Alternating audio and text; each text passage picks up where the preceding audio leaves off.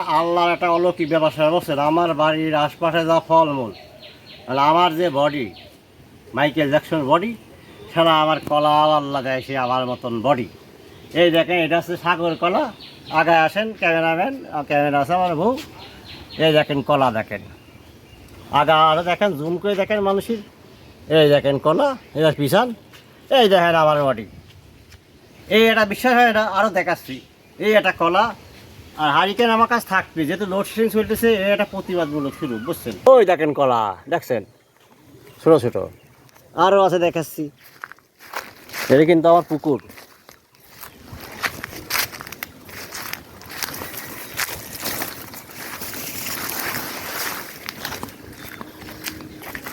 এই যে এখানে একশরি কলা, এও ছোটো ছোটো কলা আরও দেখাচ্ছি। এটা পুকুর।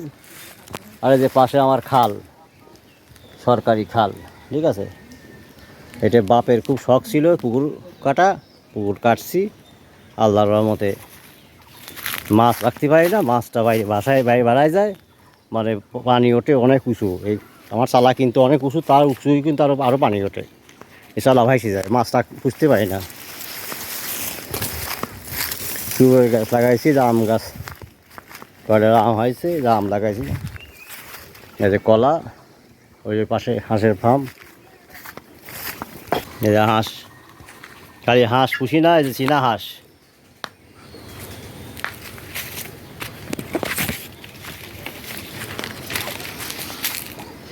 এই যে কবুতর।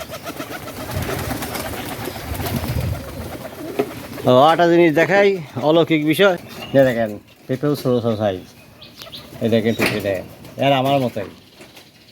এই দেখেন কুতুটু কুতুটু পেঁপে, এও কিন্তু আমার মতন। কী করবো এখন, আমার মতন বডি, আমার মতন সব কিছু ফলমূল।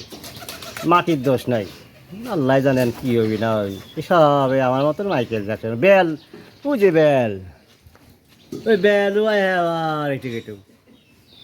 আর আমার রোকেশ হাসির বেল হয় বড় বড়, একটু একটু একটা চিকুন গাছ, তার বেল হয় এত বড়। আর আমার বড় গাছ আবার ধরে একটু একটু কেটে একটু।